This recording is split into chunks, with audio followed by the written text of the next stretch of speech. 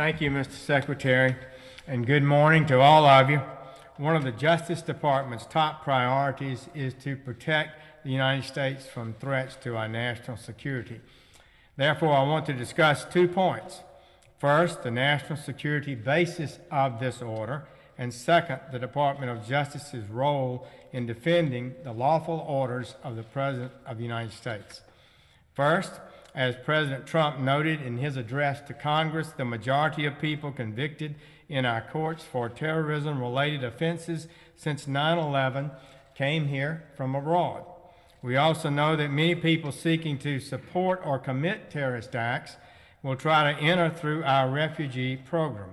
In fact, today more than 300 people, according to the FBI, who came here as refugees are under an FBI investigation today for potential terrorism-related activities. Like every nation, the United States has a right to control who enters our country and to keep out those who would do us harm. This executive order seeks to protect the American people as well as lawful immigrants by putting in place an enhanced screening and vetting process for visitors from 6 countries. 3 of these nations are state sponsors of terrorism. The other 3 have served as safe havens for terrorist countries where governments have lost control of their territory to terrorist groups like ISIL or Al-Qaeda and its affiliates. This increases the risk that people are admitted here from these countries may belong to terrorist groups or may have been radicalized by them. We cannot compromise our nation's security by allowing visitors entry when their own governments are unable or unwilling to provide the information we need to vet them responsibly, or when those governments actively support terrorism. This executive order responsibly provides a needed pause.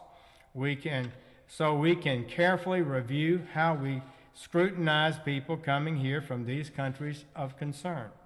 Second, the Department of Justice believes that this executive order, just as the first executive order, is a lawful and proper exercise of presidential authority. This Department of Justice will defend and enforce lawful orders of the President consistent with the core principles of our Constitution. The executive is empowered under the Constitution and by Congress to make national security judgments and to enforce our immigration policies in order to safeguard the American public. Terrorism is clearly a danger for America and our people. The President gets briefings on these dangers and emerging threats on a regular basis. The federal investigative agencies, the intelligence community, the Department of State, the Department of Homeland Security, and the United States military report to the President. Knowing the President would best possess such extensive information, our founders wisely gave the executive branch the authority and the duty to protect the nation. This executive order is a proper exercise of that power. Now, I will turn things over to our able Secretary John Kelly of the Department of Homeland Security. John? Thank you, Mr.